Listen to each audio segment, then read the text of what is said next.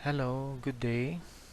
The topic that I would like to discuss with you is about deontological ethics. To begin with, let's talk about the meaning of deontology.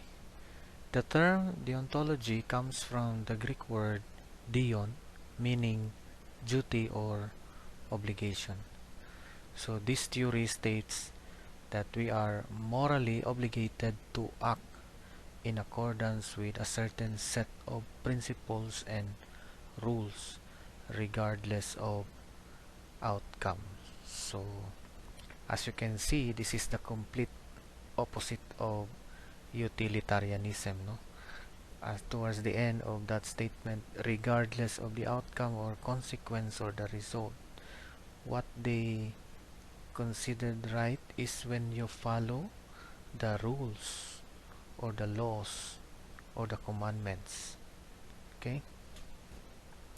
To understand further, based from its meaning, deontological, or it is considered duty-based ethics. So this theory is concerned with what people do. In other words, the act itself, not with the consequences of their actions.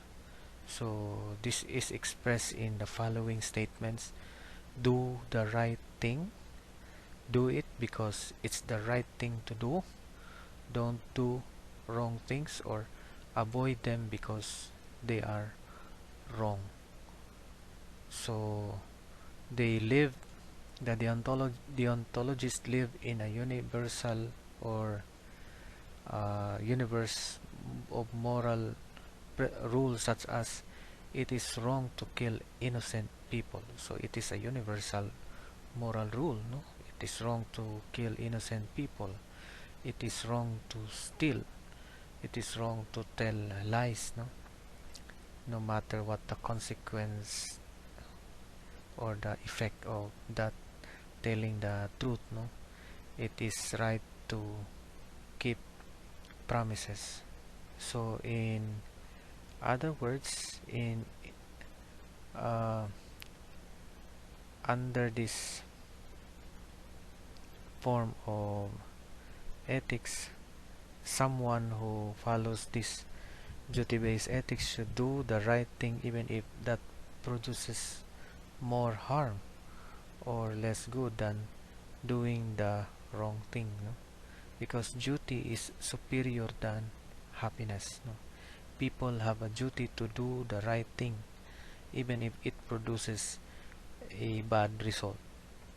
So Kant himself thought that it would be wrong to tell a lie just to save a friend from a murderer, no? So if we compare this theory with consequentialist, we can see that the consequentialists begin by considering what things are good and identify right actions as the ones that produces the maximum of those good things. While in this theory, the ontological theory, they appear to do it the other way around, no? They first consider what actions are right and proceed from there, no? But actually, this is what they do in practice, but it is not really the starting point of deontological thinking, no? They have to refer first to that maxim, no? So a person is doing something good if they are doing a morally right action according to the rules, according to the laws. Okay? Now here is the main proponent of deontological ethics, none other than Immanuel Kant. Immanuel Kant is responsible for the most prominent and well-known form of deontological ethics. Of course, there are other deontologists, but he is the first great philosopher to define deontological principles, no? The 18th century German founder of critical philosophy. So that's it. Now talking about goodwill. A goodwill is exercised by acting according to moral duty or moral law. So according to Kant, the moral worth of an action is determined by the human will, which is the only thing in the world that can be considered good without qualification. So, moral law consists of a set of maxims which are categorical in nature. So, we are bound by duty to act in accordance with categorical imperatives. So, for Kant, when we speak of goodwill, uh, we might think of good as not always good, as it is possible to imagine a context in which this might seem to be morally undesirable, but Kant pondered what this meant for human conduct. For him, only an action done for a good will was a right action. Also, a good will is exercised by acting according to moral, so regardless of the consequence. No? So, but what sort of action would this be? Kant thought that an action could only be counted as the action of a good will if it satisfied the test of the categorical imperative. So, what is categorical imperative?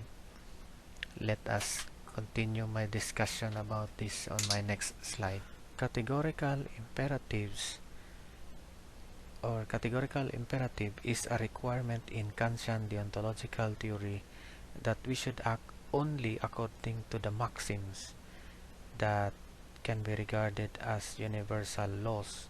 That is, we should act only according to the maxims that all people will follow. So when we speak of maxims, it refers to rule or principle. And when we speak of will, it refers to the faculty of deciding, choosing, or acting. So in this categorical imperative, there are three formulations that I am going to share with you in your screen, 1, 2, and 3. So the first formulation of this categorical imperative is that act only according to that maxim, no, or rule, whereby you can at the same time will that it should become a universal law without contradiction. So what does this mean? No? For Kant, a true moral proposition must not be tied to any particular conditions, including the identity of the person making the decision. A moral maxim must be disconnected from the particular physical details surrounding its proposition and should be applicable to any rational being. So we have a duty to act according to the maxim, and we should not follow a maxim that results in logical contradiction. That's why it is without contradiction. The second formulation is about when we speak of act in such a way that you treat humanity, whether in your own person or in the person of any other, never merely as a means to an end, but always at the same time as an end. So what does this mean? This imperative states that every rational action must be considered not only a principle but also an end. No? Most ends are subjective in nature because they need only be pursued if they are in line with a hypothetical imperative. So for an end to be objective, it would need to be pursued categorically. The free will is the source of all rational actions because the autonomous will is the one and only source of moral action. It contradicts the first formulation of the categorical imperative to claim that a person is merely a means to some other end instead of an end in him or herself. So a person has a perfect duty not to use themselves or others merely as a means to some other end. Now the third formulation is, therefore, every rational being must so act as if he were, through his maxim, always a legislating member in the universal kingdom of ends. So, a truly autonomous will is not subjugated to any interest. It is subject to those laws it makes for itself. But the will must also regard those laws as if others are bound by the laws. So if the laws are not universal, they are not laws of conduct at all. So Kant suggests that people treat themselves and others always as ends and never merely as means. People ought to act only by maxims that harmonize with the possible kingdom of ends. We have a perfect duty not to act by maxims that create incoherent or impossible states of natural affairs when we attempt to universalize them.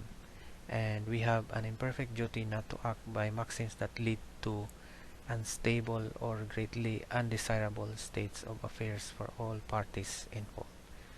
So these are the test of goodwill, no? So examples of this theory is to follow the Ten Commandments because it is universal, no? It states there that you shall not kill. So that's an example that you have to follow. If you follow the commandment, then you are doing the right thing. Okay? That is all for my discussion about this topic.